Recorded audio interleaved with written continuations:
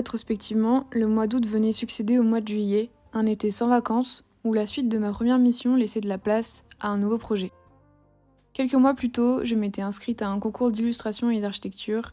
La plateforme s'appelle Non-Architecture et vise à trouver des architectures inconventionnelles et encore inexplorées. Parfait pour mon petit faible pour les utopies architecturales.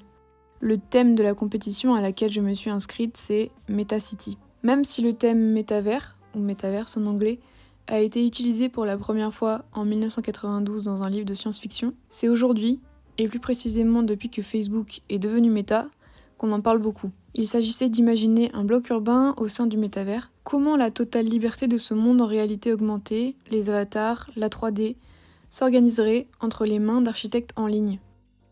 Le sujet était vaste, alors j'ai pris des notes.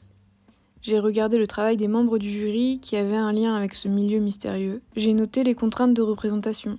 Une seule vue, en axonométrie, avec une échelle prédéfinie, sur un format carré de 42 par 42, avec un bloc en son centre, dont nous ne devions pas dépasser les limites. Je suis allée explorer les villes imaginaires de Skuyton, les concepts de boucle et d'infini, des styles aux couleurs attribuées au virtuel, et d'autres mondes ne répondant pas aux lois physiques de celui dans lequel on se tient ancré. Je me suis questionnée sur les usages et les formes qu'ils pouvaient prendre dans le métavers. J'ai bien sûr regardé les œuvres de Escher, le triangle et l'escalier de Penrose, le ruban de Mébius et autres illusions optiques. Je voulais parler de l'absence de limite et de pesanteur. L'imbriquement d'une multitude de mondes dans un monde. Un amas vertigineux avec des formes et structures fantasmées par les architectes du XXe siècle. J'ai fini par reproduire un semblant d'escalier infini, où chaque marche serait support d'un nouvel univers, et avec un nouveau sens de gravité. La deadline du rendu était en septembre, donc j'avais encore un peu de temps.